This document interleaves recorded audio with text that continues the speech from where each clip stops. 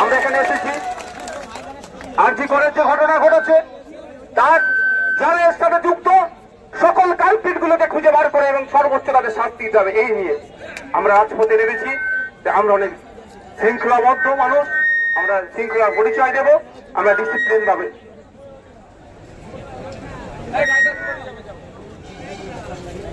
একটা মোবাইল পড়ে গেছে, কেউ যদি পেয়ে থাকেন দিয়ে দেবেন।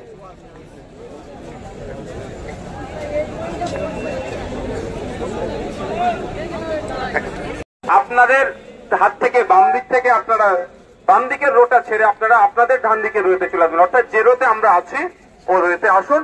পেছনে অনেক গাড়ি টাড়ি আছে, জ্যাম হয়ে যাচ্ছে, দীর্ঘক্ষণ ওই গাড়িগুলো ওই রাস্তাতে যাতায়াত করতে পারেনি।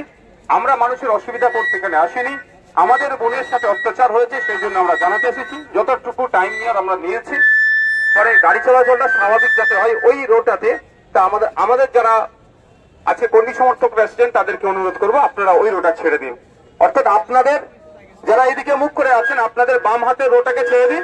আর প্রশাসনের কর্তারা যারা আছেন ট্রাফিকটা দেখছেন তাদেরকে বলবো আপনারা এই রোডটা দিয়ে গাড়ি চলাচল স্বাভাবিক করতে পারেন।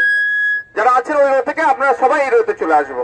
ওই বাসের সামনে যারা দিকে দাঁড়িয়ে থাকে তাদের বলবো তারা বাসের সামনে জায়গা থেকে সরে যান।